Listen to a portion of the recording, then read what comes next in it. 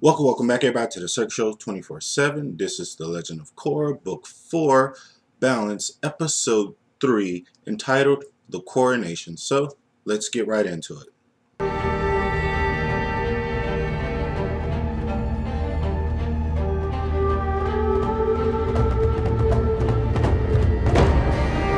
Alright, guys, The Coronation. Now, this episode, we're going into, Prince Wu. He's about to get his coronation to be like come king, and just little things happen here and there throughout this episode. I really did like this episode. It wasn't very, I guess, story based until I guess towards the end. It was just more like a exposition type of episode. Like nothing really happened that much for me, but it was still a pretty good episode.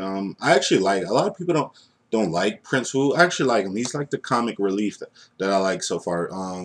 Because you really can't have Bolin as too much as the comic relief this season because of how he's progressed as an adult and like his what his job is now with Kuvira and stuff like that. So he's a little bit more serious than he was in the past. So it's nice to have somebody else take over that mantle. I mean, he's not going to be as funny as Bolin, don't get me wrong, but I like Prince Wu for some reason. He lightens up these episodes for me. But he's supposed to be getting his coronation and stuff. But Kuvira, she has like other plans. She ends up saying like, "Yo, Prince Wu, he's a nobody. He's a joke. No one's gonna take him seriously. So while he's like supposed to be like king or now, I'm just gonna take over everything. Like I control most of all the cities and stuff. I have the biggest army. I have all the power. So she's basically made her own empire, her own Earth City empire, and it kind of rubs a lot of the the higher ups and the other leaders from other like sections of the world. It kind of rubs them the wrong way, and I like that because she's very firm and she's very stiff about what she wants, and she's not letting anybody like take that from her. And I love the fact that they were talking about like how she built it up for these past 3 years. When it was other people taking over and when it was the queen, they didn't care about like the people. They didn't like do stuff to like benefit everybody.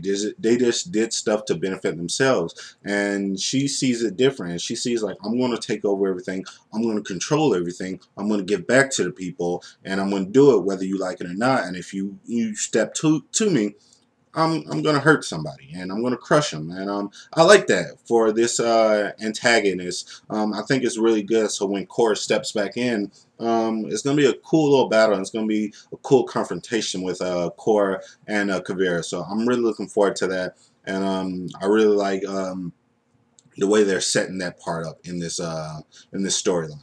I do love what they're doing with Bolin. He has this more serious approach because now he has a job in the Earth Empire with Kuvira.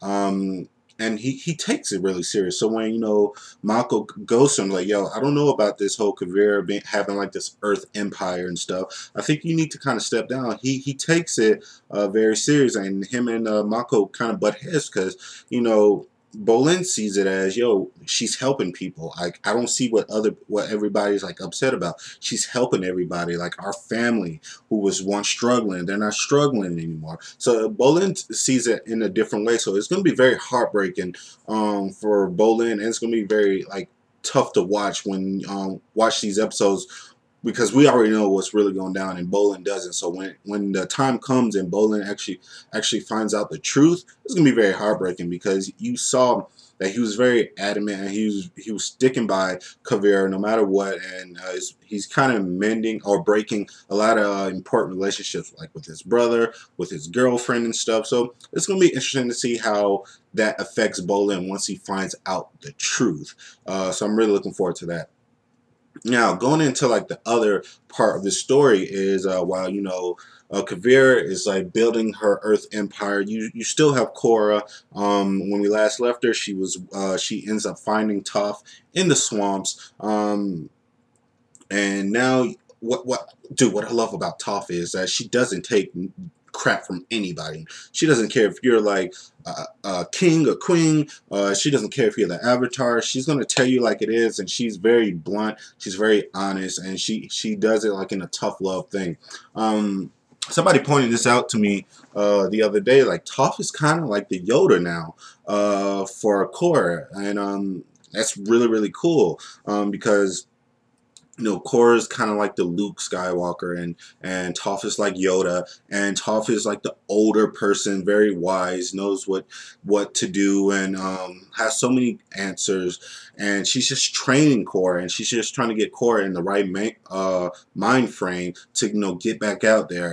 Korra actually finds out that she still has like metal in her body, so that might be one of the reasons why she can't really go back into the Avatar state.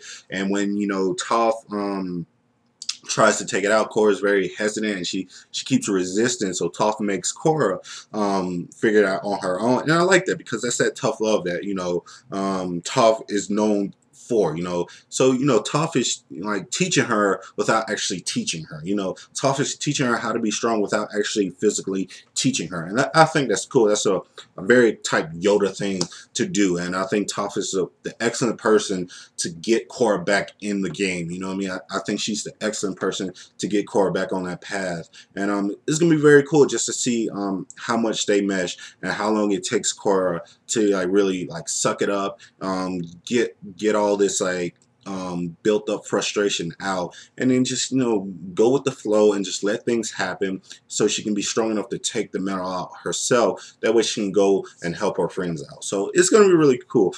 Overall, I really did like this episode. Like I said, like for me, not enough happened. It wasn't very action based, but it's kind of moving the story along a little bit. So I'm more excited to see what's going to happen with like the Earth Empire and how that affects everyone, because it looks like it's going to get bigger and bigger, and it's going to get a lot more deadlier once people start trying to go against Kuvira. So overall, like I said, I did like this episode. What do you guys think about this episode? Please like this video, comment, subscribe, tell me what you thought. I'm sorry if I'm like stumbling over my words. I've been eating sunflower seeds, and I got something like in here, so I need to kind of get that out with some water. But as always, this is the Cirque Show 24/7. Be easy.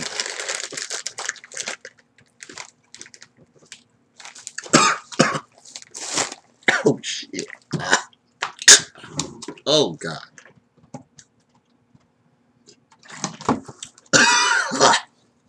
This is gonna be a terrible review.